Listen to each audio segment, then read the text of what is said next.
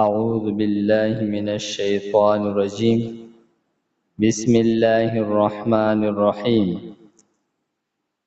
وليعلم الذين نافقوا وقيل لهم تعالوا قاتلوا في سبيل الله أو ادفعوا قالوا لو نعلم قتالا لاتبعناكم.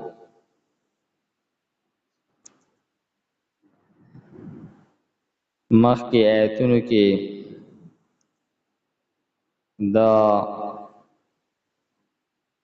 غزوه احد دا هزیمت اسباب بیان کړل. دې آیت مبارکه کې دا غزوه احد کې په مسلمانانو باندې د سخت حالت راتللو، ظاهری شکست راتللو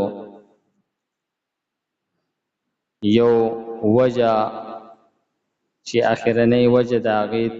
تذکره کوي. نو فرمای وليعلم په غزوه احد کې په تاسو باندې دغه سخت حالات دا چې راوستلی شو، دا د دې دپاره راوستلی شو چې ظاهر کړلی شي. وليعلم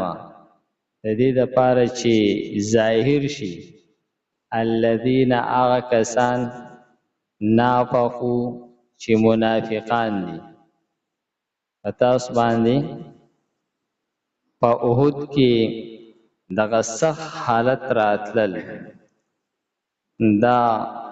داسې نه وه چې دا د الله تعالی د قدرت نه ووتله چې تاسو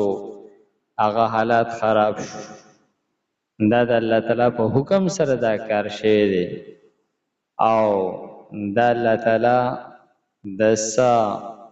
حکمتونو د پاره کړی دی چې پای کې یو حکمت د مؤمنانو ښکاره کول او یو حکمت ستاسو نه څه کسان شهیدان کېدل چې د شهادت مرتبه بغیر د مرګ نه خو نه حاصلېږي. داسې خو نشي کېدلی چې یو سړی د ژوندی وي او دته د شهادت مرتبه حاصله شي. او یو مقصد د دغه مشکل حالاتو، دغه هغه مصیبت او دغه نازک حالات په تاسو باندې چې الله تعالی راوستي د دې دپاره چې منافقین ښکاره کړي. نو فرمای وليعلم او د دې دپاره چې ښکاره کړي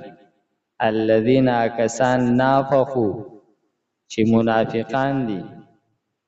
وقیل او اویل شول لهم دیت تعالو راشي، یعنی دا مشکل حالات په تاسو باندې راوستلی شول چې مومن او منافق ښکاره شي. په خوشحالۍ کې او په راحته کې خو هر سړی وایي زه مومن یما، لیکن په د مومن او د منافق پته بیا په سخته کې لګي. نو کله چې دغه سخت حالات راتل نو په دغه وخت کې منافقان ښکاره شو، ځکه چې تاسو ولیدل چې هغو ته وویلی شو چې تاسو راشئ او وجنګېږئ، که چېرې تاسو په اسلام باندې مین یې نو راشئ د اسلام د دفاع دپاره، د اسلام دپاره ځان قربان کړئ، وجنګېږئ. دو ته وویلی شو. نو ګویا چې اول یې وفرمیل چې دا سخت حالات د دې دپاره راوستلی شول چې تاسو چې الله تعالی منافقان ظاهر کړي، نو اوس د دوی د ظاهرېدلو هغه کیفیت بیانوي چې هغه ظاهر هم شو. په هغه وخت کې چې کله وویلی شول دوی ته تعالو راشئ قاتلو فی سبیل الله، د الله په لار کې وجنګېږئ. دوی ته وویلی شو چې راشئ که چېرې تاسو په اسلام مین یې د الله په لار کې وجنګېږئ. او ادفعو او که چېرې تاسو په اسلام نه مین نو کم سے کم د خپل مال جان دفاع خو وکړئ که نه. که تاسو خپل سر د اسلام د پاره قربانول نشي نو کم سے کم د مسلمانانو په دې ډله کې شاته ودرېږي د شاته د ودرېدل له وجې نه د دوی شمار به سیواخ کاري او تاسو ته بس نقصان نه رسي تاسو به صرف په شمار کې راشي په شمار کې د راتلو د وجې نه به هم کم سے کم هغه د کافر په مسلمان باندې هغه په جرأت سره راتلل به منع شي نو فرمایي چې دوی ته وویلی شو تاسو د الله په لار کې وجنګېږئ او یا کم سے کم که تاسو جنگ نه کوئ نو دا دفاع خو وکئ په دې سب کې شامل شئ نو فرمایي قالو اوی دوی لو نعلم قتالا لاتبعناکم کچری مونږ په جنگ پوهېدلی نو خامخا به ستاسو سره مونږ ملګرتیا کړې په دغه وخت کې منافقانو داسې خبرې شروع کړلې یعنی هغه خلک چې ټول عمر د هغوی په حرامیتوب کې په جنګونو کې هغه تیر شوی په وخت د دغه مصیبت کې چې کله په مسلمانانو باندې ډېر سخت حالات رالل او دوی ته وینا وکړلی شوه چې راشئ وجنګېږئ یا کم سے کم په دې سب کې ودرېږئ نو دوی دا خیالو چې بس دا خو د مسلمانانو د ختمېدلو اخرنۍ موقع ده پرېږده چې دا ختم شي چې مونږ د دې نه هغه خلاص شو نو دوی ته وویلی شول چې راشئ د الله په لار کې وجنګېږئ یا کم سے کم دفاع وکئ نو دوی په جواب کې دا وویل که چېرې مونږ په جنګونو پوهېدلی نو مونږ به خامخا ستاسو سره تلی وی لاتبعناکم تابعداري به کړی مونږ ستاسو یعنې ستاسو سره به تلی وی جنګېدلی به وی هم دوی للکفر کفر ته یوم اذن په دغه ورځ باندې اقربو منهم ډیر نږدې په نسبت سره للایمان ایمان ته نه په دغه ورځ باندې دوی د ایمان په مقابله کې کفر ته زیات نږدې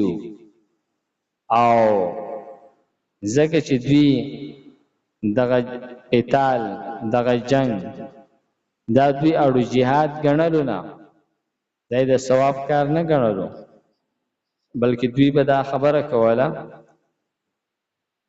چې دا خامخا یو بل وجل دي دې څه فایده خو نشته دی نو دغه خبره خو چونکې کفریه خبره وه چې پیغمبر لګیا دی جنګیږي او ته چې داسې فضول کار دی د یو بل له وجل نه علاوه په دې کې نور څه فایده ده نو فرمای چې دوی په دغه ورځ باندې په نسبت د ایمان سره کفر ته زیات نږدې وو یقولون بافواههم او وی دوی په خپل خلو باندې ما هغه څه لیس فی قلوبهم چې نو په زړون د دوی کې یعنې که یو خبره نیمه خبره به یې سمه کوله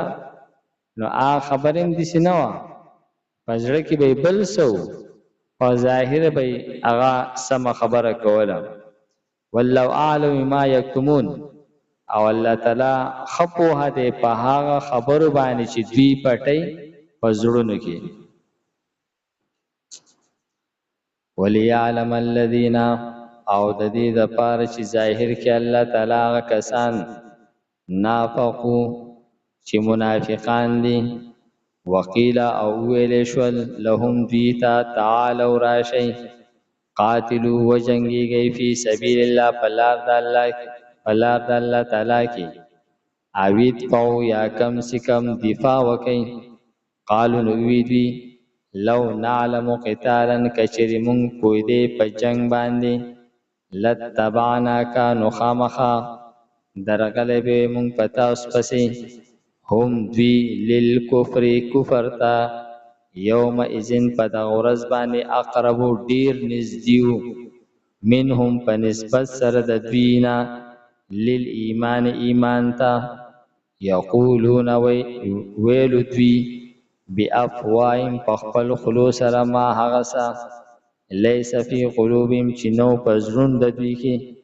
والله اعلم بما یکتمون، او الله تعالی خپوها دی په هغه باندې چې دوی پټي.